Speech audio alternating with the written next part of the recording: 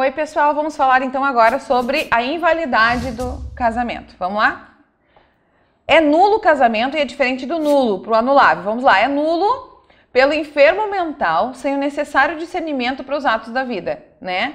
Não tem nem como a gente querer casar com uma pessoa que não tenha consciência. Aí tu pode perceber que essa pessoa às vezes tem uma condição financeira, alguma coisa tem, como é que alguém quer casar com alguém? É esse o objetivo, constituir família e se relacionar. Aí tu casa com alguém que não se manifesta, então não faz nem sentido, presume-se fraude. Por infringência de impedimentos, que a gente já viu quais são os impedimentos lá. Ah, não pode pai com filho, não pode irmãos, enfim, tem alguns impedimentos, pessoas que não podem casar-se, certo? A decretação de nulidade do casamento, pelos motivos previstos no artigo antecedente, é o que, gente? O interessado pode propor essa ação aqui e mostrar que tem um motivo para anular. Olha, aconteceu uma situação, doutor, lá que eu verifiquei, em que realmente aquela pessoa estava sendo obrigada, não podia ter casado, não tem problema, né? Não é nenhuma obrigada aqui no nosso caso. Vamos dizer, dois irmãos, eles são irmãos, eles não podem casar-se. Está aqui um caso de nulidade. Mas se tu não quiseres promover, mesmo assim, tu pode também comunicar ao Ministério Público. O Ministério Público também pode promover essa nulidade. E quando, pessoal, que é anulável o casamento? De quem não completou a idade mínima para casar. E qual era a idade mínima que a gente falou? A gente tem uma idade mínima para casar. Qual que é a idade que a gente falou? Nós tínhamos lá que a gente tem a idade, na realidade, que nós temos capacidade civil, é 18 anos.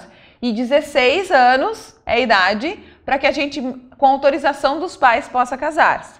Do menor de idade núbio, que não autorizado para o seu representante legal, que é o que nós já falamos, por vício da vontade, nos termos que a gente já viu também, ou verá também adiante, realizado pelo mandatário sem que ele ou outro contraente soubesse da revogação, aí vai ser anulável, certo? Lembra que eu falei para vocês do exemplo que ele chegou, ele revogou antes de ir para o Haiti? Se ele tivesse revogado antes de ir para o Haiti e mesmo assim tivesse acontecido o casamento, seria anulável esse casamento. Por incompetência da autoridade celebrante, que seria de não ser uma pessoa que faça parte dessa capacidade lá dentro do cartório para a celebração, que não seja lá um presidente do ato ou um juiz de paz. Que não seja nenhuma dessas pessoas autorizadas pelo cartório para representar. Vai uma pessoa lá e diz que ele está apto para celebrar esse ato da registro civil e não era tudo uma mentirinha. Era, no caso, a noiva que deu um golpe no noivo mentindo que era para casar e no fim não eram nem casados porque alguém fez um papel lá de artista, né? Não tem como ser um ator ir lá e falar que ele é o que está celebrando o casamento. Senão todas as novelas em que as pessoas realmente casam, elas estariam casadas várias e várias vezes, né, gente? É só tu pegar e levar isso em consideração. E equipara essa revogação à invalidade do mandato judicialmente decretado. A pessoa com deficiência mental ou intelectual em idade núbia poderá contrair o matrimônio, expressando a vontade. Vocês podem ver isso assim, ó. A partir do momento que ele disser, uma pessoa pode ter um retardo, ela pode ter uma redução de capacidade, mas se ela tiver a capacidade de expressar a sua vontade, não aquela pessoa que já está com a morte encefálica quase decretada. Tu não vai conseguir ter uma manifestação se aquela pessoa tinha interesse ou não. Só que essa manifestação não pode ser só para ti, que é a noiva, ou para ti que é o noivo. Tem que ser uma manifestação que ela faça de maneira pública. Ou seja, se só tu sabia que ele queria se casar, ninguém tá sabendo, certo? Aí realmente é um segredo, porque a pessoa não fala mais e só tu que sabe. Então é essa a sequência. Não se anulará por motivo de idade o casamento que resultou de gravidez. Ou seja, que a gravidez ela vai fazer com que tu tenha o direito de se casar e não será anulado por esse motivo com o objetivo de proteger o Instituto da Família. A anulação do casamento dos menores de 16 anos será requerida pelo cônjuge menor, ele pode pedir, pelos seus pais, né, ou pelos seus avós. Mas saibam que também o Ministério Público pode pedir a anulação, então, desse casamento aqui dos menores, né, com proteção desses menores de 16. Só para lembrar para vocês uma coisa, um dado importante que talvez leve-se em consideração, de 12 anos completos a 18, ele é adolescente. Até 12 anos ele é criança. 12 anos, antes dos 12 completos, ele é criança. Ou seja, aqui ele está se referindo todos os menores de 16 anos podem ter anulação do seu casamento requerido, ou por eles mesmos, ou por seus pais. Enfim, a gente tem países aí, gente, que trabalha com essa política de incentivo de casamento com crianças. Tanto que acontecem várias, olha, coisas terríveis, enfim, com as crianças no casamento, as meninas. Eu vejo, já vi vários casamentos na Índia. Esses dias estava divulgando uma notícia na internet, assim, terrível. Quantas meninas na Índia se casam com 7, 8 anos de idade e que morrem por hemorragia interna, porque mantém relação com esses homens que são sempre mais velhos e que não dão conta dessa relação, não tem nem capacidade, mas devido ao dote que a família recebe, elas normalmente entregam suas filhas. Então é uma coisa bem complicada assim de se ver, ainda bem que essa realidade não é do nosso país, porque chega a ser muito chocante pra gente quando olha uma matéria nesse sentido. E aí eu vi até uma matéria que aparecia várias meninas de 7, 8 anos se casando, assim, ó. Não tem nem a saúde dela, não tá preparada para essa situação, né? Então é uma coisa bem complicada. Então, mas aqui no nosso país pode ter anulação também se algum casamento alguém fizer nesse sentido. Eu já vi no Nordeste situações assim, 2 situações que eu vi em que os pais venderam as filhas pequenininhas para casamento também com homens mais velhos, assim, que eram donos de propriedade. Na realidade não se aconteceu, não realizou-se o casamento de fato, mas eles, mesmo assim, gente, seria anulado se acontecesse, né? Não é nem guarda que tu tá dando para essas pessoas, não é nem nada, na verdade, tu não tem como vender uma criança, né? Importante levar isso em consideração. Subsiste o casamento celebrado por aquele que, sem possuir competência exigida na lei, exercer publicamente as funções de juiz de casamentos, e nessa qualidade tiver registrado o ato. Se mesmo ele não era uma pessoa própria para isso, se ele registrou no cartório civil, vai poder acontecer e vai ser válido. O casamento do menor em idade núbil, que é a idade que pode casar-se, né? Lá no mínimo é 16, quando não autorizado por seu representante, só poderá ser anulado se a ação for proposta em 180 dias. Ou seja, se o pai não autorizou e mesmo assim eles casaram, tem 180 dias para anular por iniciativa do incapaz ou deixar de selo de seus representantes legais e seus herdeiros necessários, certo? Então ele vai ser contado do dia que cessou a incapacidade, no primeiro caso. Que assim, às vezes o pai ele não autorizou, mas houve o casamento. O pai ele vai lá e pede anulação daquele casamento porque tu não tinha idade. Depois tu tem capacidade, tu quer a validade daquele casamento. Tu quer validar do dia que tu casou com aquela pessoa igual, porque tu quer voltar, quer ter a tua vontade sendo válida e sendo levada em consideração. E o juiz, ele de repente, ele decidiu de acordo com o que os pais achavam. Tu pode entrar com uma ação e pedir que volte os efeitos lá do dia que tu casou, certo? Vamos lá então. Agora a gente vai ver uma coisa importante. O que é vício de vontade, gente? Que gera anulação também, pode ser anulado. De qualquer um dos nubentes. É quando a pessoa não queria, né? Se manifestar, ela não queria. É um vício de vontade. Ela foi obrigada, ela não estava em condições, enfim. Tem um vício, ela não estava querendo fazer parte daquilo. É que nem o casamento da roça, né? Que a gente brinca.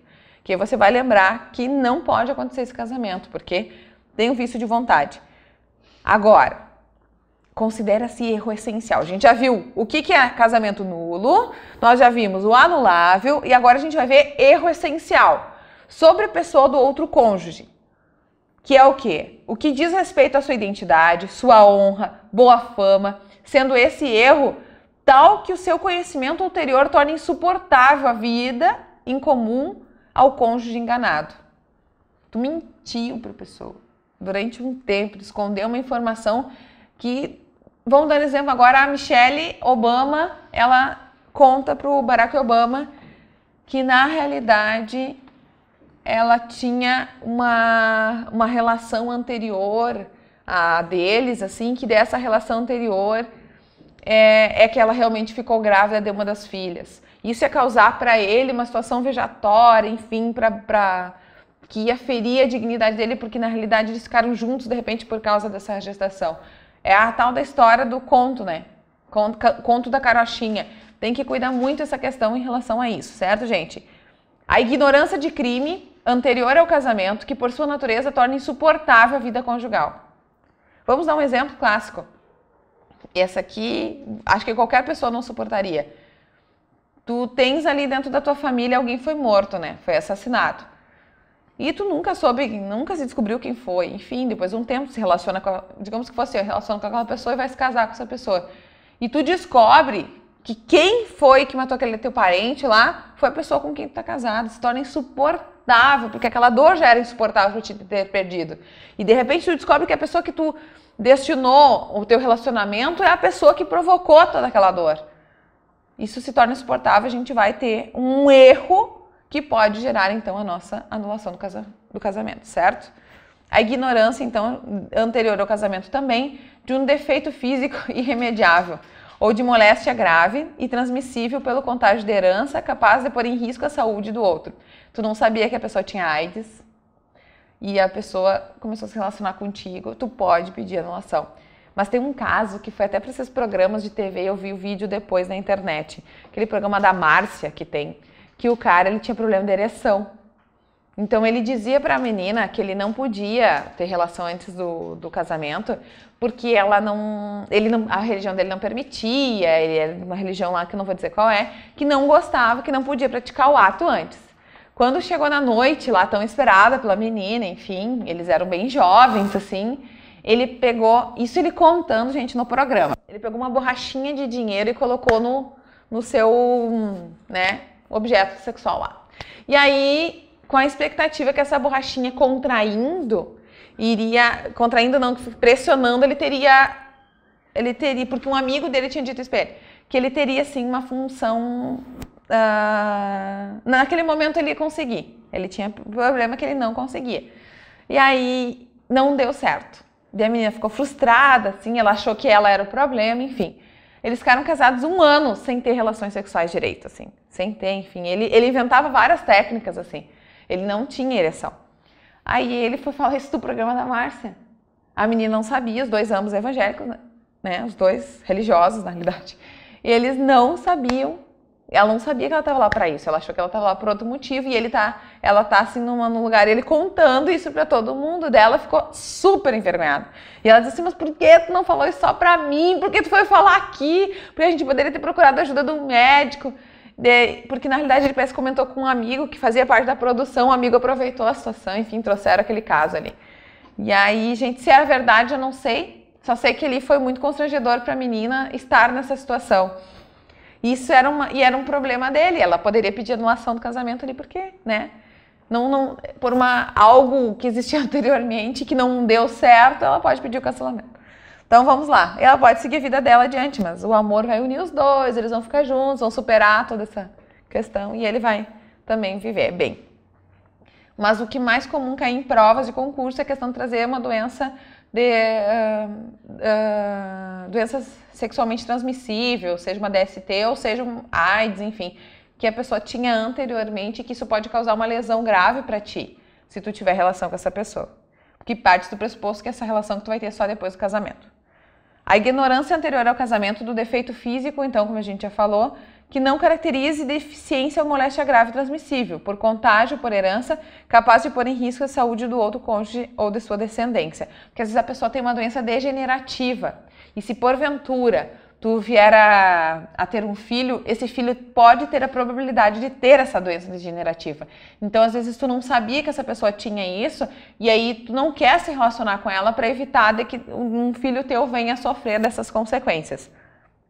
É anulável o casamento em virtude de coação, ou quando o consentimento de um ou de ambos os cônjuges houver sido captado mediante fundado temor, ou mal considerável iminente para a vida, a saúde e a honra, sua e de seus familiares. Tem uma pessoa lá na tua casa que está apontando uma arma para um parente teu, caso tu não se case, tu vai falecer aquela pessoa, né?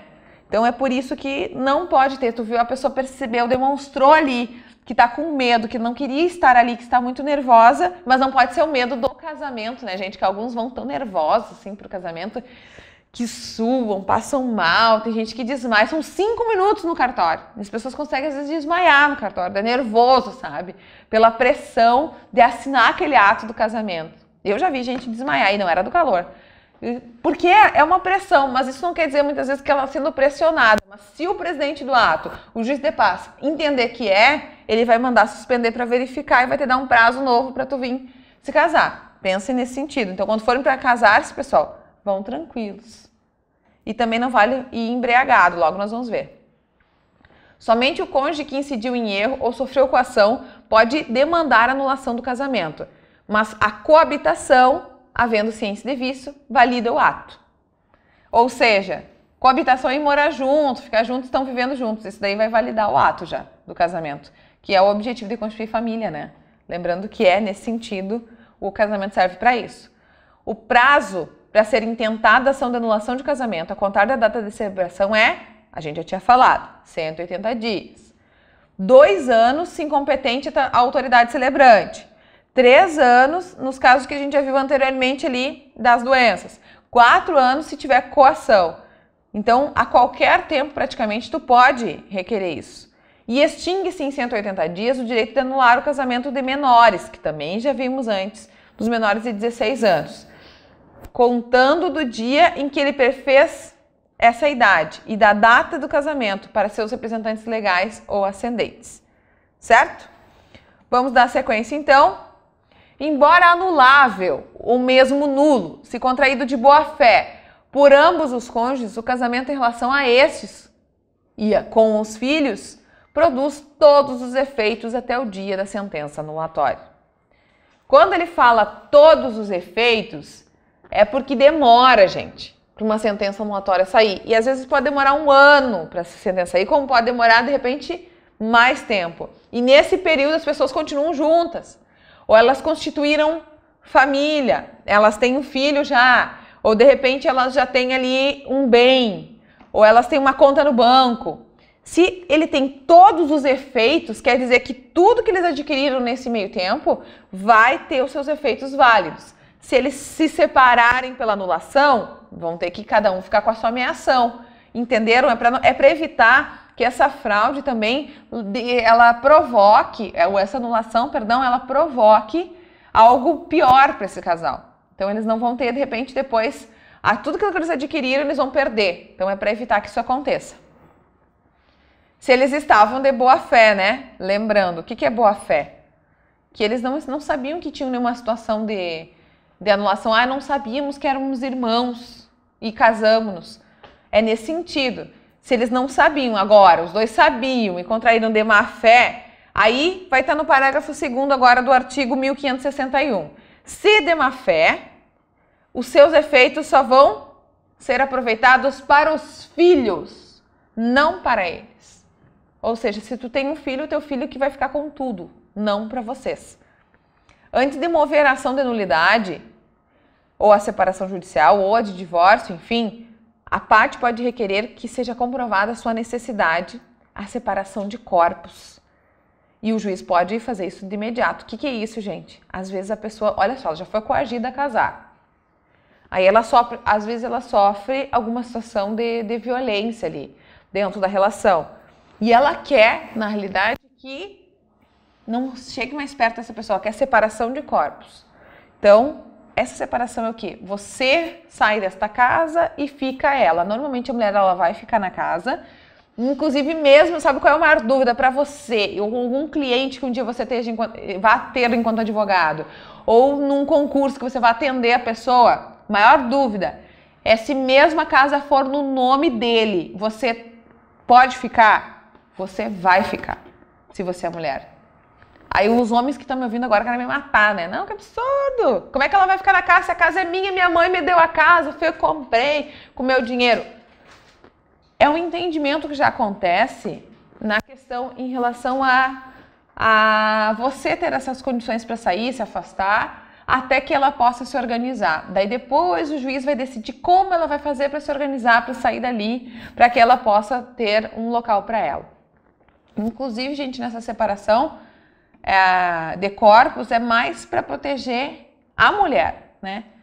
Por quê? Porque ou a mulher ou aquela pessoa que está tendo o seu direito ofendido. Porque muitas vezes a coação dentro de casa ela continua. Por que você quis a separação? Por que você quis o divórcio? Por que você pediu anulação? Ou quando alguém que viu o que está acontecendo pede anulação também, certo? A pessoa percebe que tem uma situação de violência, às vezes no fundo.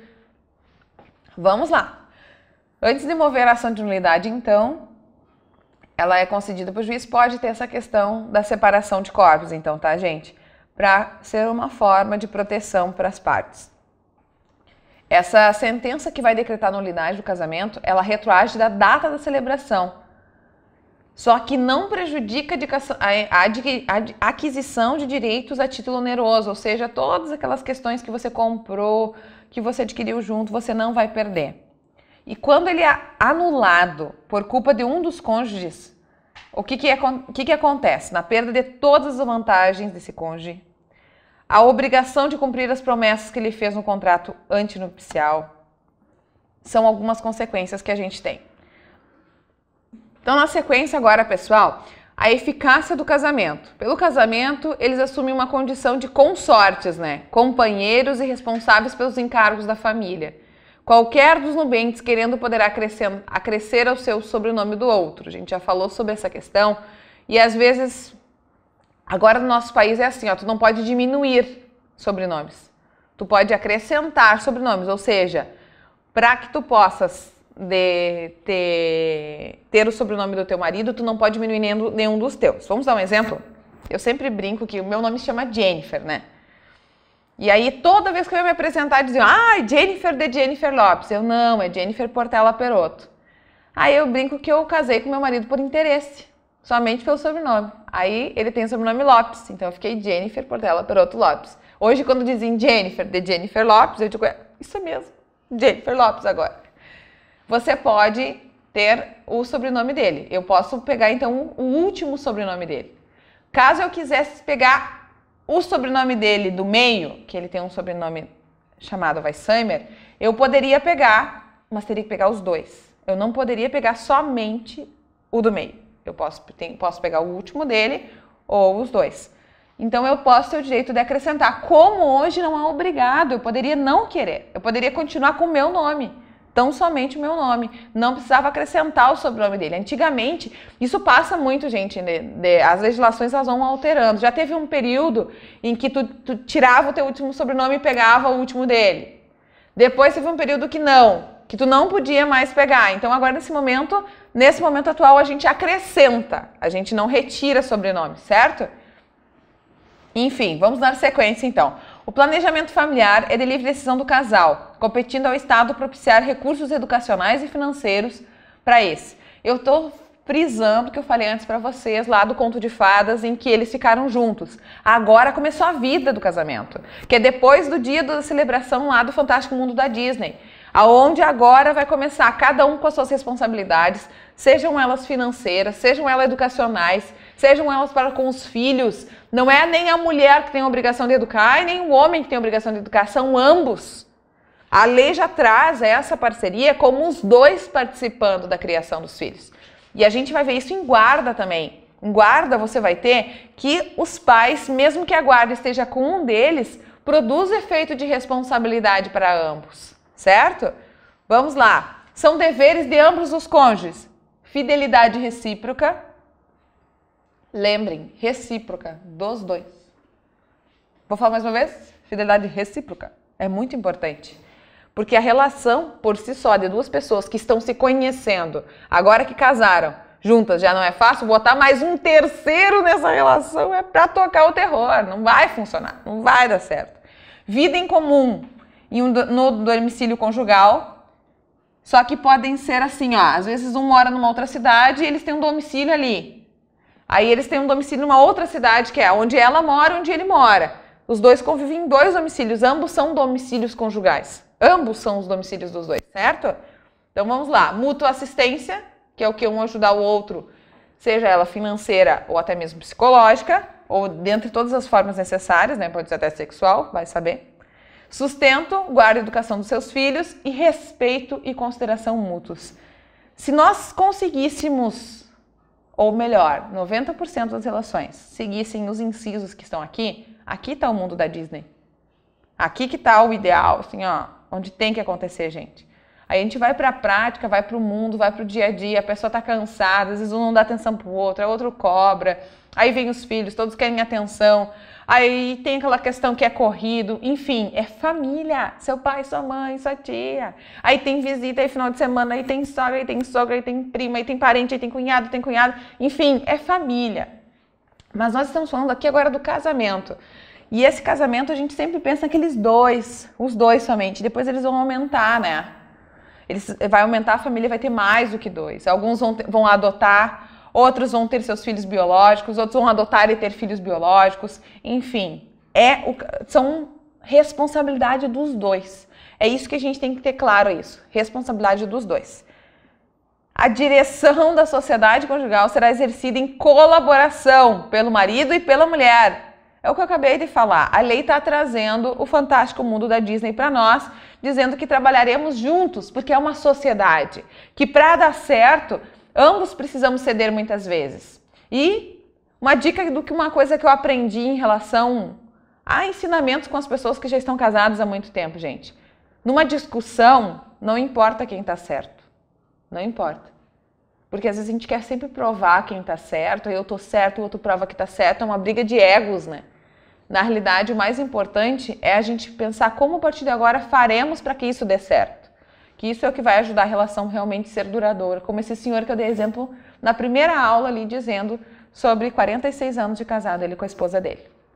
Os cônjuges são obrigados a concorrer na proporção de seus bens nos rendimentos do trabalho para o sustento da família. Ou seja, olha o que diz aqui na lei já prevê isso, na proporção de seus bens. Ou seja, gente, não é para tu dar mais do que tu ganha, porque vocês têm que fazer meio a meio. Às vezes a pessoa tem um padrão de vida elevado, porque a mulher ganha mais. Daí tu não vai cobrar teu marido que ele divida meio a meio contigo, sendo que é na proporção do que a pessoa tem. Ela tem que ser na mesma proporção para que os dois andem juntos. E eu brinco que quando sai, gente, quando entra a falta de dinheiro por uma porta, o amor sai correndo pela outra. Porque é uma questão que tem que ter uma organização financeira dentro de casa, senão as pessoas vão passar brigando. Normalmente brigam muito quando falta dinheiro. Porque quando tem dinheiro, estão pagando as contas, estamos nos organizando, tudo anda, né? Faltou dinheiro, dá problema. E esse domicílio é escolhido pelos dois, o lugar onde vocês vão morar, aonde vocês vão exercer a profissão de vocês, cada um vai escolher como ficar melhor, vão conversar para entrar num comum acordo o que vai ser melhor para a vida dos dois, levando em consideração que cada um pensa. Olha só como está aqui o fantástico mundo da Disney, trazendo para nós aqui o filme da Cinderela, de como tem que ser depois do casamento também. Se qualquer estiver num lugar remoto ou não sabido, encarcerado por mais de 180 dias, interditado judicialmente ou privado, episodicamente de consciência, em virtude de enfermidade ou de acidente, o outro vai exercer a função da família. Ou seja, somente quando 6 meses do sumiço de um dos dois cônjuges é que um deles vai exercer sozinho todo o domínio sobre esse patrimônio da família, né? E não vale trancar o marido dentro do quarto lá durante 180 dias só para fazer isso, ou a mulher dentro do quarto só para fazer isso nesses 180 dias. Brincadeirinhas à parte, vamos agora para aquele momento pós-Disney, que é o momento em que acabou, que vai ter a dissolução da sociedade ou do vínculo conjugal. Vamos lá? Quando que vai ter essa dissolução? Quando um dos dois morre, né? Aí acaba a sociedade, né? Vocês viram que inclusive a lei traz como sociedade. Ou quando tem anulação ou anulidade, quando tem a separação, quando tem o divórcio, enfim, quando os dois não convivem mais juntos, de alguma das formas, gente, ou por uma sentença, ou porque veio a falecer, ou pelo divórcio, ou pela separação. O casamento só se dissolve pela morte de um dos cônjuges ou pelo divórcio, aplicando-se a presunção estabelecida quanto ao ausente, certo? Qualquer dos cônjuges poderá propor ação de separação judicial, imputando ao outro qualquer ato que importe grave violação dos deveres do casamento e torne insuportável a vida em comum. A separação judicial pode também ser pedida se um dos cônjuges provar a ruptura da vida em comum há mais de 1 ano e a impossibilidade de sua reconstituição. Aqui que teve também uma reformulação na lei, né, pessoal? O cônjuge pode ainda pedir a separação judicial quando o outro estiver acometido de doença mental grave, manifestada após casamento, que torne impossível a continuação da vida em comum, desde que, após a duração de 2 anos, a enfermidade tenha sido reconhecida como cura improvável. Então, a gente pode ter essa separação nesse sentido. Eu tenho um caso numa cidade do interior do Rio Grande do Sul, em que ela requereu a separação, porque ele teve uma doença que causou uma redução na capacidade dele e deixou ele numa enfermidade na cama, assim que a gente chama, a pessoa não se movimenta mais, já não pensa mais, em quase um estado vegetativo. E ela requereu a separação, porque ela não teria mais cura aquela doença e ela não se sentia mais capaz de cuidar dele. Enfim, nesse sentido, ela não quis mais que eles ficassem juntos. Então, e às vezes, gente, dentro de casa, a minha avó é da época em que quando eles brigavam, na realidade quando eles brigavam ou quando eles casavam, eles nunca dormiram no mesmo quarto. A gente sabia que ia ter relação quando um acordava no quarto do outro, né? Porque eles dormiam em quartos separados. E quando tem a separação, às vezes durante um ano, ele tem essa separação, a pessoa às vezes nem se fala mais. Moram na mesma casa, mas nem se conversam mais. Só estão separados, no caso que a gente fala, de fato, mas não estão de direito. Aí a pessoa comprova que tem essa separação de fato. Ó, faz um ano que a gente nem convive. Ambos, às vezes, vão em audiência e confirmam. Ó, realmente faz um ano que a gente não está mais junto. Mas, enfim, podem caracterizar a impossibilidade de comunhão de vida a ocorrência de alguns motivos. Vamos lá? Lembrando aqui, ó, o inciso 1, gente, adultério não é crime. Muitas pessoas ainda eu ouço que elas falam que, meu Deus do céu, o cônjuge que é adúltero, enfim, ele não pode mais continuar se relacionando, ele vai perder toda a divisão de bens porque ele é adúltero, porque é um crime, porque ele encontrou uma outra pessoa, ele ficou com outra pessoa. Isso não existe, tá certo? Adultério não é crime. Na realidade, é um dos motivos que se torna impossível. Como é que tu vai conviver com alguém, né, que tu sabe que tá te traindo, que tu não quer mais ficar com a pessoa? Então é um motivo para que tu peça separação de corpos. Olha, eu não quero mais essa pessoa na minha casa. Eu não quero mais conviver com essa pessoa. É um motivo forte, né? Porque se vocês forem levar em consideração toda a historinha que a Disney conta da princesa com o príncipe, construiu aquela vida linda, eles se casaram, foram pra lua de mel, tudo fantástico, e de repente volta. E o adultério, ele é a bruxa má que corrompe tudo. Então, como é que tu vai conviver com a bruxa má depois que tu construiu essa historinha linda, maravilhosa da Disney? Não tem como. Muitos até tentam perdoar e continuar junto, mas é um dos motivos que a pessoa pode não querer continuar junto. Ou quando tentou te matar. E acontece. Muitos casos hoje na vara da violência doméstica são dos maridos, normalmente, agredindo suas esposas em casa, de maneiras assim, ó, absurdas. Dá um exemplo agora para vocês, simples, pode parecer simples para vocês. Sabe aquelas cobrinhas que a gente tem na porta, que cuidam a porta, que a gente põe para a porta não bater, que tem umas cobrinhas de areia? Ele deu tanto na mulher com aquilo dali, que a mulher, ela quase quebrou as costelas, assim. Ele deu na mulher com aquilo dali. É um absurdo só de vocês ouvirem isso. Imagina tu conviver com uma situação, uma pessoa que está tentando te matar todos os dias. Ela tinha marcas no pescoço de asfixia, ele tentava pegar ela pelo pescoço e matar. Enfim, tu não é obrigada a conviver com essa pessoa. E ainda tem medidas protetivas que a gente vai se enquadrar na área crime lá, na Lei Maria da Penha, que muitos até debocham, acham que não tem necessidade, mas que veio muito, gente, muito a calhar nesse tipo de situação de proteção. Que para a mulher desistir da ação hoje, ela tem que ser na frente de um juiz. E isso é muito importante, porque é um profissional que tem um preparo para estar atendendo essa pessoa. Enfim, vamos voltar para cá, que é um dos motivos de tentativa de morte, que não preciso mais continuar morando com essa pessoa, certo?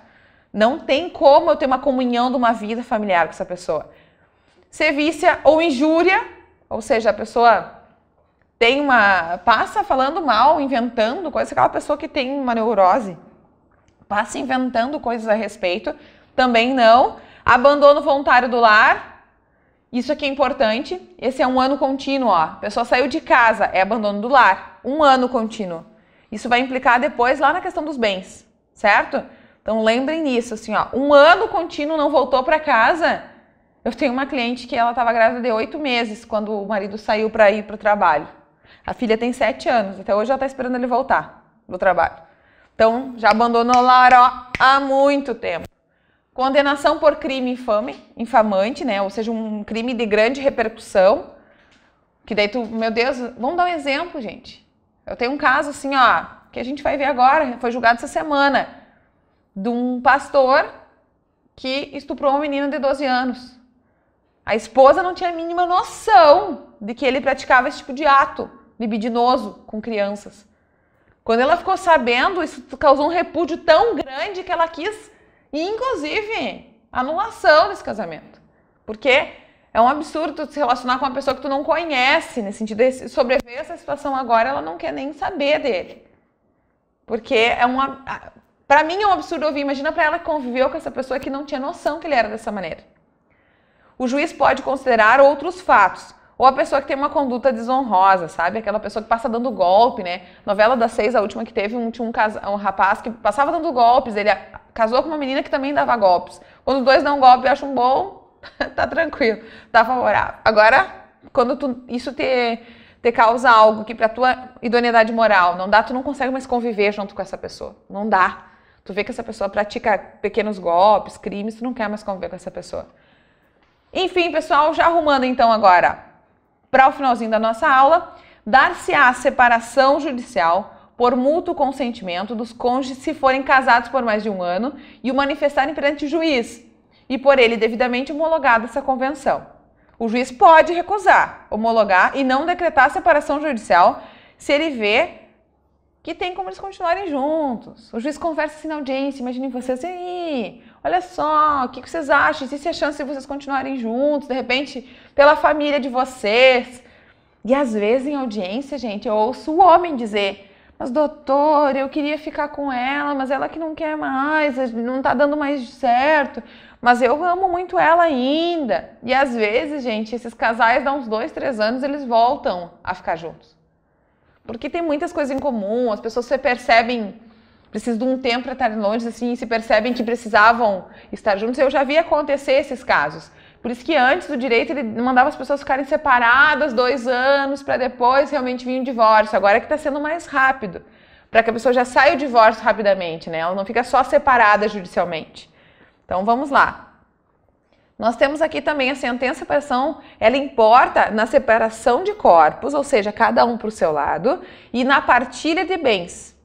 E ela pode ser feita mediante uma proposta dos cônjuges. Um diz assim, olha, então vamos fazer assim, ó, nós temos uma casa e um carro. Eu vou ficar com um carro e a gente vende a casa e pega metade e dá para cada um. Recentemente eu tive um caso assim, o carro ficou com o rapaz e eles venderam a casa e uma parte um pouquinho maior ficou com ela, em decorrência do carro. Ou ela poderia ter optado em relação aos móveis, as coisas que tinham dentro da casa. Gente, assim, eu já vi de repartir em pano de prato. Porque, esse aqui foi não sei quem que deu. Daí a menina ficou com raiva e rasgou todos os panos de prato. Enfim, não tem essa necessidade, sabe? Dá para fazer uma divisão conversando. Muitas vezes, assim, no meu escritório, às vezes eu chamo uma mediadora para conversar com eles, uma psicóloga, para que eles possam, porque existem filhos, querem dar uma continuidade, assim, nessa relação, vão ter que conviver. Então, para que comecem a se resolver em relação a isso. Certo, gente? E essa sentença, ela vai depois transitar em julgado do juiz dizendo que cada um ficou para cada um. Se tem que mudar lá no cartório de registros, vai ser modificado. Saindo já o teu divórcio, a sentença, enfim, já sai essa decisão e você já está divorciado. E essa vai ser tua situação civil agora. Tu não vai ser mais solteiro, tu não volta a ser solteiro, tu vai ser divorciado, certo? Ou alguns tinham aquela, agora eu sou separado porque ainda não saiu o divórcio. Agora com a questão que saiu o divórcio um pouquinho mais rápido, já vai sair divorciado, certo, gente?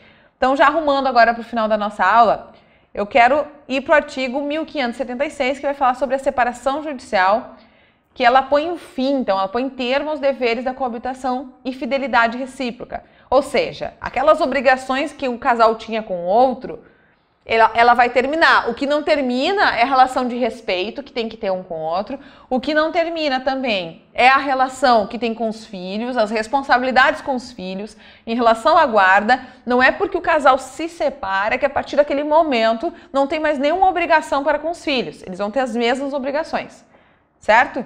Seja qual for a causa da separação e o modo com que essa aconteça, é lícito aos cônjuges restabelecer a todo tempo essa sociedade. Ou seja, se em algum momento houve um arrependimento, por isso que tem essa separação antes do divórcio, teve um arrependimento, vamos voltar, para evitar que tenha todo um novo vínculo, que seja feito a habilitação, um novo casamento, pode ter esse período, a pessoa pode se arrepender. Agora, vamos lá.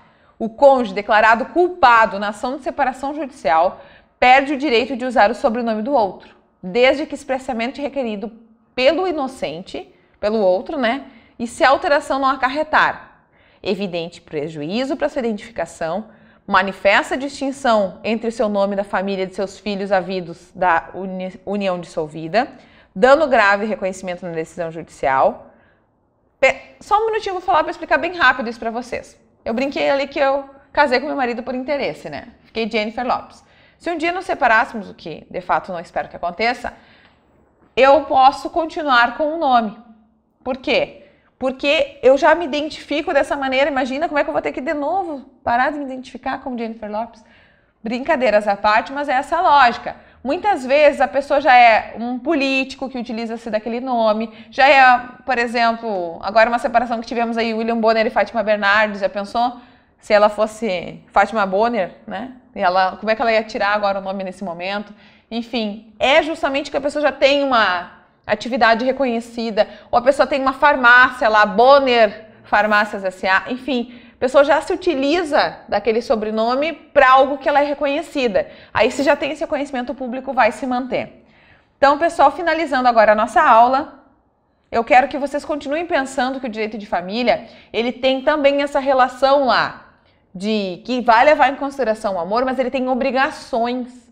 E essas obrigações a lei já traz, inclusive num fantástico mundo aqui, levando em consideração a Disney também, que as pessoas têm que se respeitar mutuamente, mas que a partir do momento que não der certo, elas não são mais obrigadas a continuar juntos. Elas vão ter o direito de poder repensar essa situação e pensar numa possibilidade depois. Vamos falar um pouco mais nas próximas aulas sobre como funciona esse Instituto da Família, certo? Muito obrigada e até a próxima aula.